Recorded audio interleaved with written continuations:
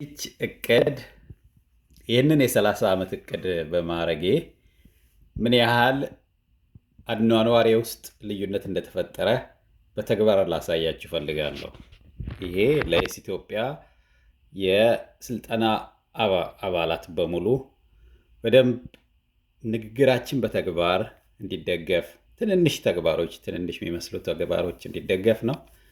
አሁን እንግዲህ ጠዋት ነው ከእንቅልፌ የተነስቼ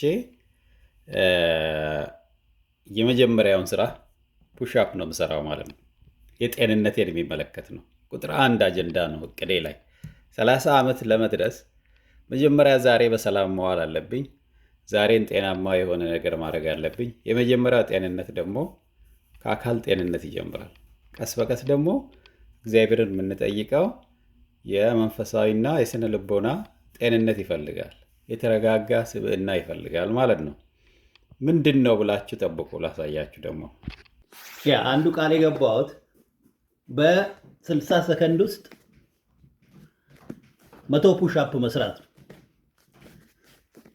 አብረን እኔ እንግዲህ 2 3 4 5 6 7 9 10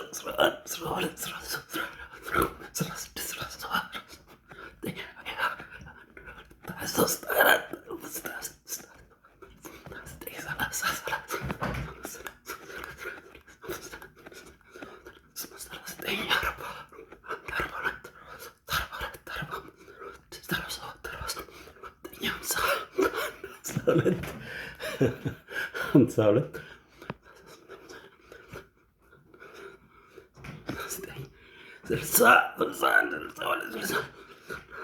16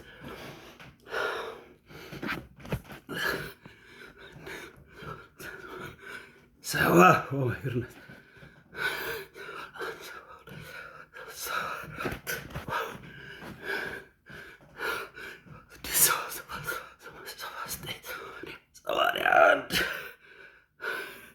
ወቁ እንግዲህ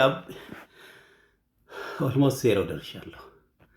ፍላጎቴ በ60 ሰከንድ ውስጥ 100 ፑሽ አፕ መስራት ነው።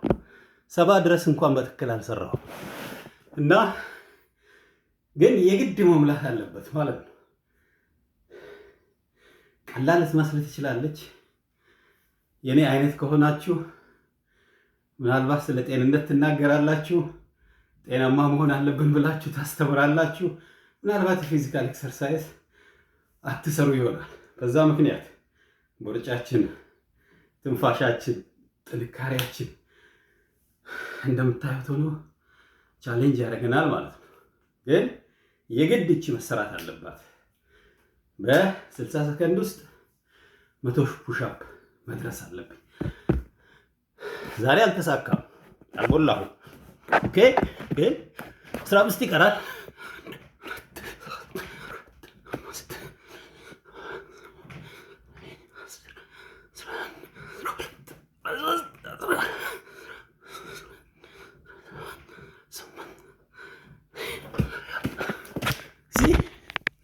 አሁን ይሄ በጣም ቀላል ሊመስላችሁ ይችላል። አይት ብዙዎቻችን አሁን ይሄን ከጀመርኩ 5 ደቂቃ አልሞላም። 5 ደቂቃ ባልሞላች ጊዜ ውስጥ በየቀኑ ምንሰራት ከሆነ ሳንታክት ምንሰራ ከሆነ ሻል ያለ የደም ዝውውር፣ ደስ የሚል ፊዚካል አክቲቪቲ፣ ቀስ በቀስ ደግሞ ቢውልድ እያደረግን ጠንካራ አቋም፣ ጤንነት፣ ለቃላችን ታማኝ መሆን መምጣት ይችላል ማለት ነው። እና ላሳያችሁ የፈለግኩት ይሄን ነው። የ30 ዓመት የህይወት ግብ በሚታይ ቦታ ላይ እናስቀምጣለን። የጤንነት፣ ከቤተሰብ ጋር፣ ማህበራዊ ህይወት፣ ሙያ፣ ኢኮኖሚና ስፒሪቹዋል ወይም ደግሞ መንፈሳዊ ህይወታችን የሚመለከት የስነ ልቦና ህይወታችንን የሚመለከት የ30 ዓመት እቅድ በዚህ አይነት ጽፈን አስቀምጥን ማለት ነው።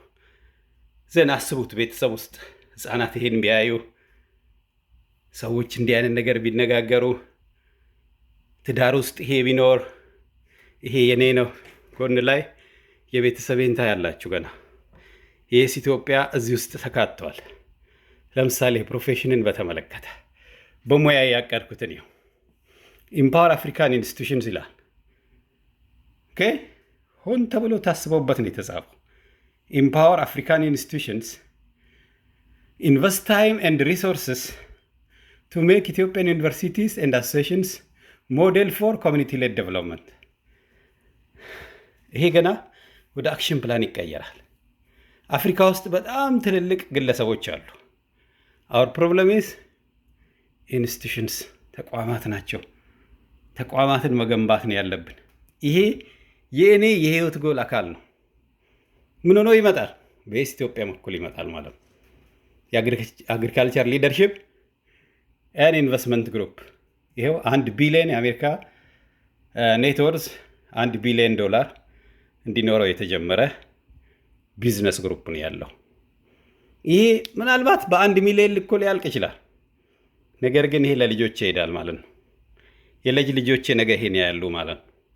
አሁን በደንብ እንድታስተውሉ የሚያስፈልገው ነገር ብዙ ዘመናዊ የሚመስሉ ልብሶች ምናምን፣ መኪናዎች፣ ቤቶች ሰርተናል።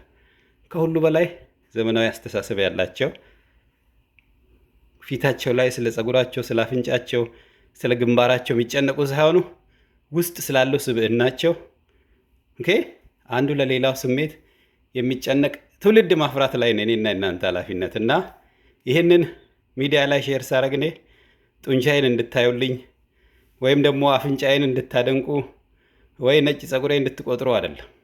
ትንሽ ከሚታየው ጀርባ ያለውን ሀሳብና እንትኑን እንድታየው እንድታደንቁ፣ በዚህ አይነት ማብራችሁ እንድትሰሩ ስልጠናችን ይሄ የኛ ስልጠና አሁን የጀመርነው ስልጠና የመጀመሪያው ኮሆርት አንደኛው መነሻችን ነው ይላችኋለሁ። አይ ሆፕ ይሄ ትንሽ ሞቲቬት ያደርጋችኋል። በጣም አመሰግናለሁ።